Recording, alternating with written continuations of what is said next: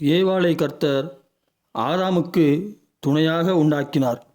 அதுபோலவே உன்னையும் கர்த்தர் எனக்கு துணையாக உண்டாக்கினார். இவைகள் போலவே உன்னையும் என்னையும் கர்த்தர் கிறிஸ்துவுக்கு துணையாக உண்டாக்கினார்.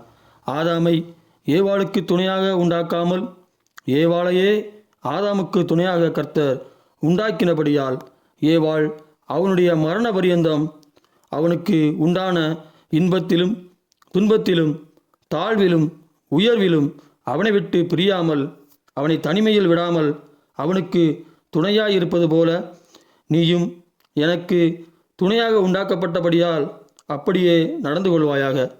இவைகள் போலவே மனவாட்டிகளாகிய நீயும் நானும் கிறிஸ்துவுக்கு துணையாக உண்டாக்கப்பட்டமே தவிர மனவாட்டிக்கு துணையாக மணவாளன் உண்டாக்கப்படவில்லை. கிறிஸ்துவுக்காக நாம் உண்டாக்கப்பட்டோமே தவிர நமக்காக கிறிஸ்து உண்டாயிருக்கவில்லை. இவ்விதமாக இருப்பதினாலே நம் மணவாளனாகிய கிறிஸ்து இயேசுவினாலே உனக்கும் எனக்கும் வருகிற துன்பத்திலும் இன்பத்திலும் தாழ்விலும் உயர்விலும் மணவாளனை விட்டு பிரியாமல் அவரை தனிமையில் விடாமல் அவருக்கு துணைவியராய் இருப்பது அவசியம்.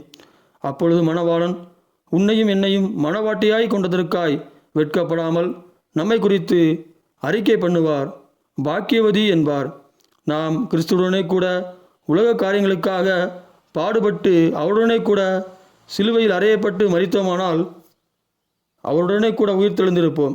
அப்பொழுது நீ என் வலது பரிசத்தில் இருப்பாய், நான் கிறிஸ்துவின் வலது பரிசத்தில் இருப்பேன். கிறிஸ்துவோ பிதாவின் வலது பரிசத்தில் இருப்பார்.